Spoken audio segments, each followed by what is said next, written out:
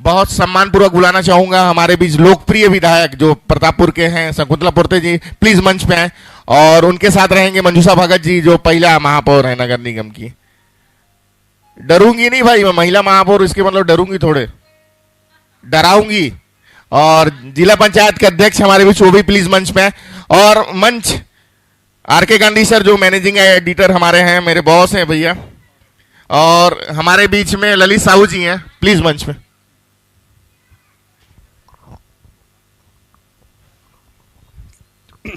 तो पिछले कई घंटों से ये चर्चा चल रही है समृद्ध सरगुजा समृद्ध छत्तीसगढ़, और इसमें महिला शक्ति की बात ना हो तो बेईमानी सी है। और पीएम मोदी जी भी बोलते हैं कि भारत विकसित तभी हो सकता है जब महिलाओं की भागीदारी सुनिश्चित हो, और उसके लिए तमाम प्रयास किए जा रहे हैं। अभी महिला सशक्तिकरण पे काफ़ी बेहतर काम हुआ है। और चूंकि शहर की सत्ता में हमारे साथ में जो बैठी हुई हैं, शहर की सत्ता को संभाल रही हैं, महिला विधायक हमारे साथ में मौजूद है, साथ ही जिला पंचायत अध्यक्ष, तीनों महिलाएं ही हैं। और मैं शकुंतला पोर्ते जी से शुरुआत करना चाहूँगा। महिला सशक्तिकरण के क्षेत्र में आप किस तरह का आमूलचूल परिवर्तन आप सरगुजा में देख पा रही हैं?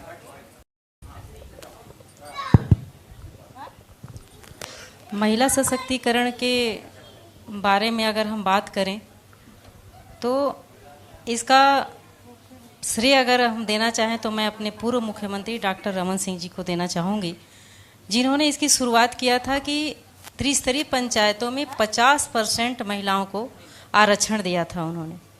उस समय से जब भी चुनाव होने लगे तो अधिकतर संख्या महिला बहनों की निकल करके आने लगी। और उन्हीं के कार्यकाल में हमारे महिला समूहों का गठन होना चालू हुआ, स्वयं सहायता समूह का गठन हुआ, बहुत सारी महिलाएं घर से बाहर निकलना शुरू की, मितानिन बहनों की नियुक्ति की गई भारतीय जनता पार्टी के सरकार के कार्यकाल में। और ये सारी चीज़ें जो थी महिलाओं को आगे बढ़ने के लिए प्रेरित कर रही थी।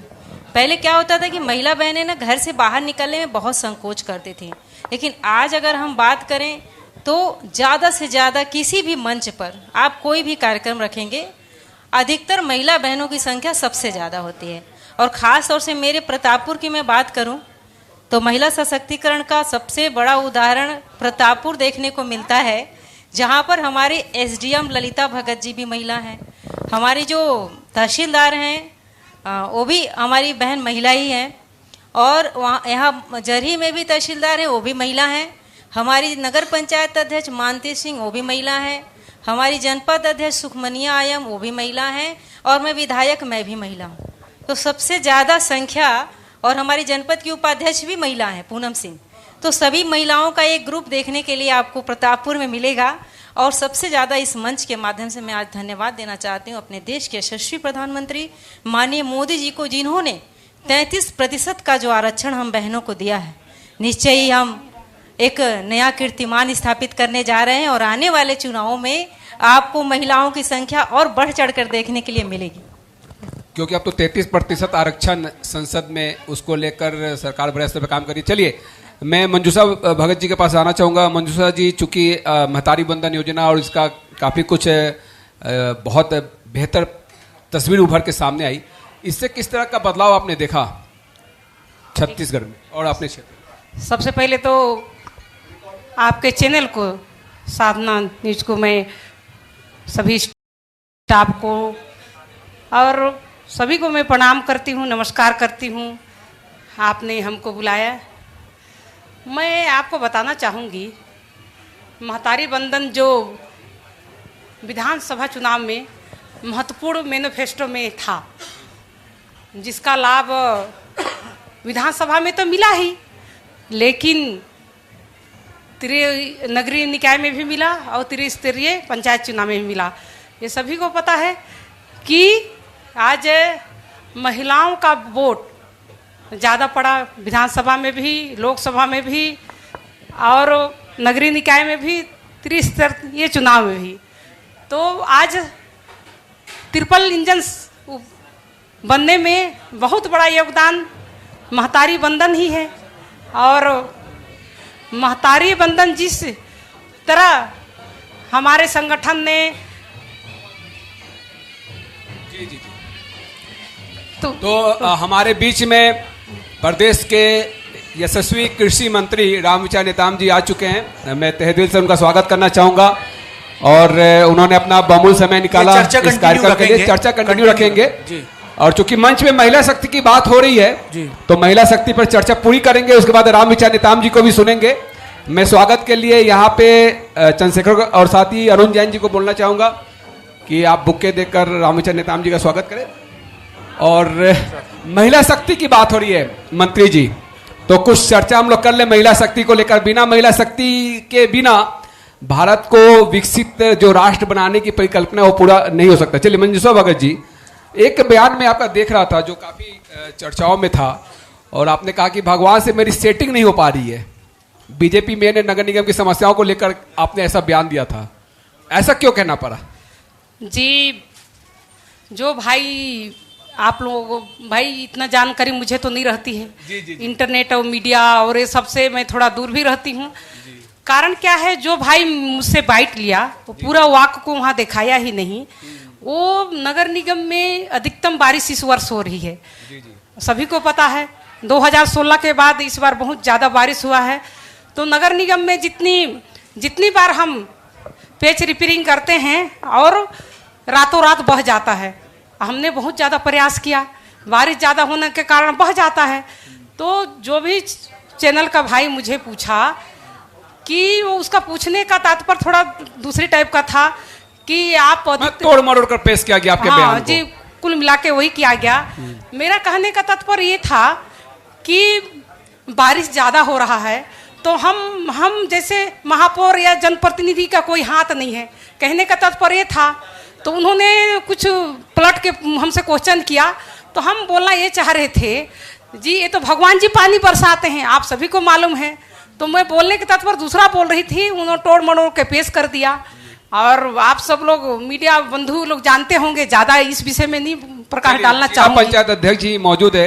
ग्रास रूट की थोड़ी सी व्यवस्था को मैं समझना चाहूँगा कि आप किस तरह से ग्रामीण महिलाएं काफ़ी हिचकती हैं और उनको लाना, मुख्य धारा से जोड़ना, जागरूक करना किसी भी योजना को लेकर एक टफ का टास्क होता है। आप किस तरह से रूबरू होती हैं आए दिन ग्रामीण क्षेत्रों की महिलाओं से? जी, मैं जब भी जाती हूँ अपना कार्यक्रम, जब भी कहीं भी रहता है तो महिलाओं को बोलती हूँ कि सभी जगह आजकल महिलाएं, जैसे महापौर दीदी हो गई, विधायक जी प्रतापपुर और हमारे लक्ष्मी रजवाड़े दीदी हैं, तो जनपद में देखिए, जिला में देखिए या तो ग्रामीण स्तर पे देखिए, सभी जगह महिला जनप्रतिनिधि बन के आ रही हैं। तो आप लोग चढ़ बढ़ के हिस्सा लीजिए और मेरे लायक जो भी रहता है मेरे से सीखिए आप लोग। मैं भी ग्राम पंचायत में सरपंच थी तो धीरे धीरे मैं भी सीखी। तो उसी टाइप से मेरे को देख देख के आप लोग भी आइए आगे और झिझकिए मत। कहीं भी रहता है तो मेरे को देख के आप लोग सीखिए। इस टाइप से तौर पर जी, एक हर कोई मॉडल, रोल मॉडल होता है किसी के लिए भी कि उनको देखकर सीखा जा सकता है। शकुंतला पोर्टर जी, चूंकि इन्होंने कहा कि इनको देखकर सीखना और समझना, और सादा न्यूज ने वो मंच आपको दिया था जब आप पूर्व शिक्षा मंत्री के आमने सामने थी चुनाव के दरमियान, और प्रतापपुर में सबसे पहले आपने किसी टीवी चैनल को फेस भी किया था। वो अनुभव और आज का अनुभव, कितना कुछ अंतर आपने पाया अपने? सबसे पहले तो मैं साधना न्यूज चैनल को बहुत धन्यवाद देना चाहती हूँ, क्योंकि वास्तव में उस बार पहली बार था। उस दिन मेरा तीजा का व्रत था और इत्तेफाक से आज गुरुवार भी व्रत है मेरा, तो व्रत में थी मैं। और पूर्व मंत्री जी थे, उनके सामने डिबेट करना मेरे लिए तो चैलेंज था, पर बड़े अच्छे से हमारे वहाँ के कार्यकर्ताओं ने जो सपोर्ट किया था, सब बहुत अच्छा वातावरण था। और मैंने एक ही विषय मुद्दा उठाया उस वक्त, उन्हें बोला कि आप मंत्री रह चुके, कम से कम आप ये जो प्रतापपुर की मुख्य सड़क है जो कि आपका चंदौरा टच करता है, उसे आपने बनाया नहीं मंत्री जी, कम से कम उसको तो बना दिया होता। इसी मुद्दे को मैंने उठाया और मैंने बोला कि ठीक है, कभी अवसर मिला तो सबसे पहला काम अपन करेंगे कि इस सड़क को बनाएंगे। उस वक्त मैंने ये एक तरह से बोला, और वास्तव में जैसे हमारी सरकार बनी तो सबसे पहला काम मैं उसको करने में सक्षम भी हो पाई कि हमारा वो सड़क जो है बन गया है। और आज आप अगर अंबिकापुर से निकलेंगे तो आप खड़गवां होकर के जाएंगे तो मुझे लगता है बनारस रोड तक जो बनारस अगली सीमा आती है, सड़कों का बहुत बेहतर काम हुआ और अच्छा काम सड़क के उस पर किया है हम लोगों ने। तो ये बेहतर अनुभव था और साधना चैनल ने हमें हर वक्त सपोर्ट किया है। इसके लिए मैं आप सभी को, जितना भी आपका टीम है, सभी को धन्यवाद इस मंच के माध्यम से देना चाहती हूँ। ललित, मैं वापस पोर्ते मैम के पास ही आऊँगा, क्योंकि चाहे नगरीय निकाय चुनाव संपन्न हुआ या पंचायत चुनाव, हर जगह महिलाओं को मौका मिला। और मौका मिलने के बाद जब जीत के आप लोग आ चुके हैं, आप विधायक के रूप में लगभग 1.5 सालों से अधिक हो गया है आपको सेवा देते हुए, और इसी संभाग से महिला एवं बाल विकास मंत्री जी जो है प्रदेश में नेतृत्व करती है, लक्ष्मी राजवाड़े जी, तो उनके मंत्री होने का फायदा किस तरह से विधानसभा में आप उठा पा रहे हैं विकास कार्यों को लेकर? हम जब से हमारी सरकार छत्तीसगढ़ में भारतीय जनता पार्टी की बनी है, निश्चय ही हमारी सरकार और हमारे मंत्रीगण हर क्षेत्र में काम कर रहे हैं। अगर आप देखा जाए तो योजनाओं के बारे में, जैसा कि आपने अभी मंजूषा दीदी से पूछा था महतारी वंदन के बारे में, तो ये योजनाएं जो हैं एक महिलाओं के जीवन में नया उजाला है, नया प्रकाश है। हमसे जब हम क्षेत्र में दौरे पे जाते हैं तो आज आप कार्यक्रम रखें तो देखेंगे सबसे ज़्यादा संख्या महिला बहनों की रहती है, क्योंकि उस योजना से उन्हें डायरेक्ट लाभ हुआ है। इसके साथ साथ तमाम योजनाएं भारतीय जनता पार्टी की सरकार में चल रही हैं। जब प्रधानमंत्री आवास देखा जाए तो इससे भी घर, सबसे पहले घर में महिलाएं ही रहती हैं, और हमारी सरकार की तमाम योजनाएं जो है वो महिलाओं से प्रभावित, महिला उससे हो रही हैं। और आप अगर महिला बहनों से पूछेंगे तो बोलते पहले हमको बहुत दिक्कत होती थी, किसी भी सामान लेना है या कुछ करना है, बच्चों के लिए कुछ लेना है तो हमारे पास सुविधाएं नहीं हुआ करती थी। लेकिन जब से भारतीय जनता पार्टी की सरकार बनी, महतारी वंदन आया है तो हमें भटकना नहीं पड़ता, हम अपनी आवश्यकताओं को पूरा कर रहे हैं। ये तो योजनाएं हमारी चल रही हैं सरकार की, प्लस डेवलपमेंट भी देखिए। ठीक है, मैं मानती हूँ कि बरसात अधिक होने से इस बार कुछ सड़कें हमारे क्षेत्र में खराब जरूर हैं, लेकिन जबरदस्त तरीके से सड़कों का काम, पैचिंग का काम भी पूरे छत्तीसगढ़ में चल रहा है। चलिए मैं मंजूषा जी से आखिरी सवाल लेना चाहूँगा। 10 साल यहाँ पे कांग्रेस की सरकार रही, शहर की सत्ता में 10 साल वो कौन से काम नहीं हो पाए और कौन से आप काम करने जा रही हैं जिससे अंबिकापुर की तस्वीर बदल जाएगी? देखिए, अभी हमारी छोटी बहन विधायक जी ने बताया, सबसे ज़्यादा चुनाव से पहले, नगरीय निकाय चुनाव से पहले पूरे 48 वार्ड में रोड ही जर्जर स्थिति में थी। जब भी हमारे कांग्रेस के प्रत्याशी किसी के साथ सामना होता था तो रोड के विषय में जवाब नहीं दे पाते थे। कोई ना कोई कारण तो था, सबसे बड़ा 1 नंबर में मुद्दा रोड ना बनना ही था। और ऐसे तो बहुत सारे मुद्दे थे, उनके ऊपर हमेशा सुपर महापौर की बात आती थी, तो शायद इस कारण भी उन्होंने 10 साल काम नहीं किया होगा। और अब जनता का कहना था कि हमेशा वो डॉक्टर तो थे ही, तो हॉस्पिटल में रहते हैं, ऐसे चर्चा में था। वो हमारे साथ फिर तीसरी बार चुनाव लड़ने जा रहे थे, वो मतलब 2 कार्यकाल के बाद तीसरी बार उनको फिर से महापौर का टिकट मेरे साथ ही मिला था। तो मैं कहना चाहूँगी कि कांग्रेस के महापौर क्यों नहीं किए, कैसा किए, उससे हमको कोई लेना देना नहीं है। हमको जनता ने मौका दिया है और भारी बहुमतों से, 11,000 से ज़्यादा मतों से हमको जीत के जिताया है। तो हमारी जिम्मेदारी बनता है कि शहर को हम कैसे रखें। शहर में जो 4 कार्यकाल में नहीं हुआ काम, जैसे उदाहरण बता रहे हैं, यहाँ का जो सिस्टम है, ड्रेनेज सिस्टम है, जो हर जगह पानी, भारी बारिश के कारण हमको पहली बार देखने को मिला कि लबालब शहर में पानी भर गया है। उस और हमको ज़्यादा जाने को है। एक्चुअल में हमको ये 2000 इतना पता है कि 2011 के बाद कोई यह जनगणना हुआ नहीं है, और इसमें जो सिस्टम है अभी तक बना नहीं था, कई कारण हैं। तो हम जो भी काम करेंगे, सरकार की जो राशि है उस राशि का सही उपयोग करने के लिए यहाँ क्वालिटी और गुणवत्ता युक्त काम करने को सोची हूँ।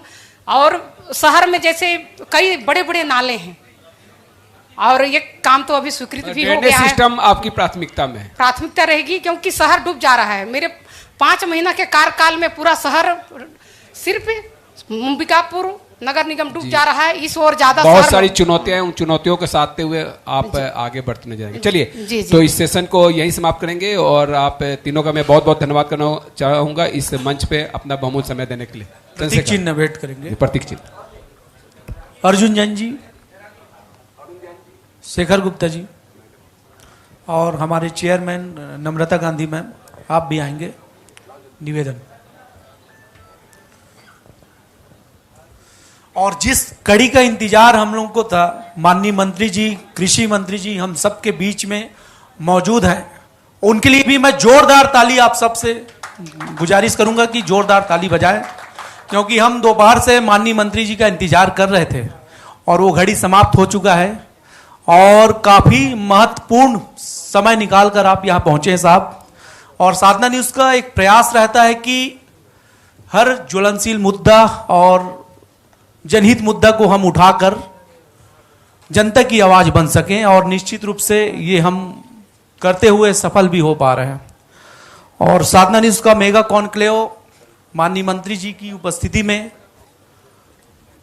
अंतिम चरणों पर मंत्री जी कॉन्क्लेव पर शामिल होंगे और हमारे मैनेजिंग एडिटर आर के गांधी साहब परिचर्चा में मुख्य रूप से रहेंगे। माननीय मंत्री जी से